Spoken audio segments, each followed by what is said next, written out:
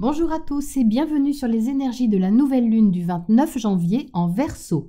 Alors aujourd'hui, je vous propose une étude astro traditionnelle parce que je ne retrouve plus le tracé original de la nouvelle lune que j'avais mis de côté en confectionnant le livre Astro Tracé 2025. J'en ai égaré d'autres. Bref, je ne sais pas ce que j'en ai fait. Normalement, je suis très organisée, mais avec ce nœud nord qui vient de passer en Poisson, et bien voilà, on est tous invités à lâcher prise sur certaines choses, certaines manières de fonctionner. Et voici un bon exemple de quelque chose qui m'échappe. Donc comme la compréhension m'échappe aussi pour le moment, pour aujourd'hui, c'est astro.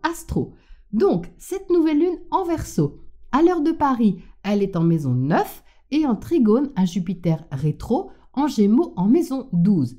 Donc ça, c'est un aspect qui favorise la nouveauté, la liberté et tout ce qui peut élargir notre horizon. Alors c'est vaste, ça peut toucher une démarche officielle, une démarche légale, juridique. Ça peut aussi toucher une formation, un voyage qu'on a envie de faire, quelque chose qu'on veut explorer ou au niveau plus symbolique, ça peut toucher nos croyances, notre philosophie de vie et concerner donc une nouvelle graine qu'on veut voir se développer et qui nous donne de l'espoir.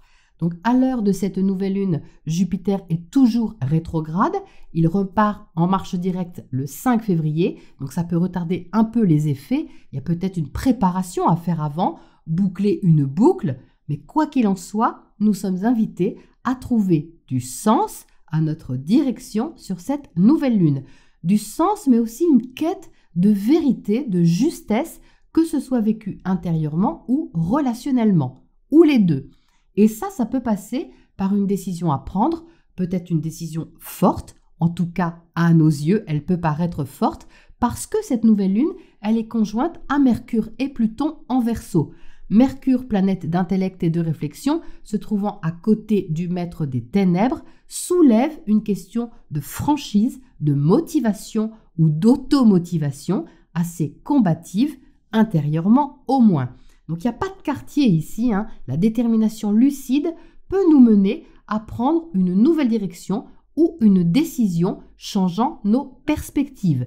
Alors ça peut sembler un peu radical dit comme ça, mais bon, la nouvelle lune étant en trigone à Jupiter, il y a quand même normalement de l'optimisme quelque part. Si on ne ressent pas cet optimisme, il peut être caché, donc à nous d'aller le débusquer dans les recoins de notre âme, mais normalement, il y a quand même une occasion d'évoluer dans une direction qui est plus juste, plus ouverte en quelque sorte, même si pour ça, on doit laisser partir quelque chose. Je vais y revenir juste après.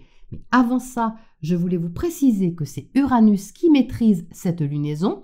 Uranus est le maître du Verseau. Même si là encore, certaines choses peuvent ne pas être immédiates, Uranus repart en marche directe le lendemain de cette nouvelle lune, donc le 30. Donc on pourrait entrevoir quand même un déblocage qui fait suite à un élément déclencheur, cet élément pouvant se trouver en nous, évidemment, car ce n'est pas forcément extérieur. Il peut y avoir une prise de conscience, par exemple, une sorte de révélation intérieure qui nous stimule d'une nouvelle façon. Alors Uranus est bien aspecté à Vénus en Poisson et Neptune en Poisson, et aussi il est bien aspecté avec Mars qui est toujours rétrograde en Cancer. Donc il est question ici de valeur, alors d'argent peut-être, l'argent gagné par le travail, oui, mais aussi de la valeur de soi, impliquant la libération de quelque chose d'inspirant. Alors, il reste malgré tout un côté caché, déjà par les emplacements en maison 12, mais aussi de par la conjonction Vénus-Neptune. Et c'est là que je reviens sur le fait de devoir peut-être laisser partir quelque chose. Parce que cette conjonction Vénus-Neptune, elle est conjointe à notre boussole cosmique, le nœud nord en Poisson. Donc, la direction à suivre nous est certainement nouvelle et inconfortable, justement parce qu'elle est nouvelle. Il y a peut-être une part de mystère, il y a peut-être une part d'inconnu, de fascination, d'idéalisation. Ça, c'est possible dans certains cas. Mais alors, si c'est le cas, attention au miroir aux alouettes, évidemment. Mais une conjonction, c'est une graine, c'est un nouveau cycle. Et l'invitation ici, c'est de faire confiance à la vie, de faire confiance à l'amour, à ce qui nous touche, que ce soit quelqu'un ou que ce soit quelque chose. Donc, il n'est pas question de faire confiance à n'importe qui, c'est pas ça. Mais il est question d'ouvrir une fenêtre en nous, une fenêtre qui donne sur une jolie prairie d'acceptation. Au moins des bourgeons, vous voyez, si la prairie n'est pas encore fleurie. Donc c'est bon pourquoi ça? Eh bien c'est bon pour ressentir notre boussole intérieure et la suivre sans lâcher notre discernement. Ça, Mercure va nous y aider. C'est bon pour guérir quelque chose. Neptune, c'est aussi la guérison, c'est aussi le pardon, les qualités humanistes et compassionnelles. Donc on peut guérir, apaiser une partie de soi en osant quelque chose de nouveau, même si il y a cette part d'inconnu ou de flou.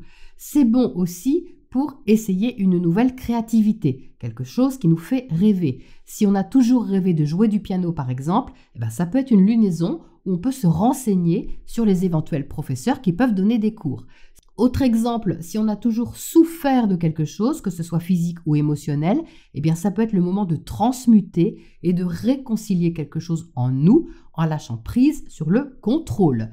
Il s'agit donc de franchir une étape, de passer à la vitesse supérieure, déjà dans notre tête, avant d'enclencher l'action.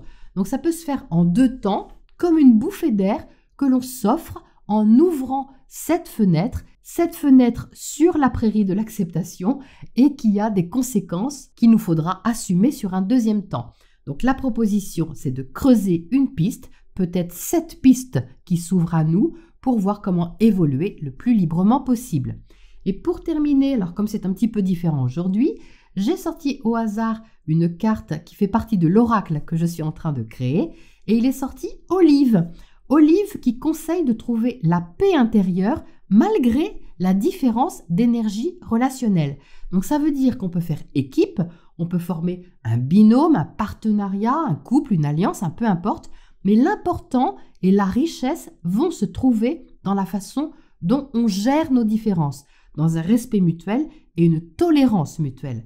Donc ça, c'est une énergie qui apporte de la douceur, qui nous invite en tout cas à arrondir les angles et à faire avec et non contre. Voilà pour les énergies de cette nouvelle lune et je vous retrouve dans 2 semaines pour la pleine lune. À bientôt!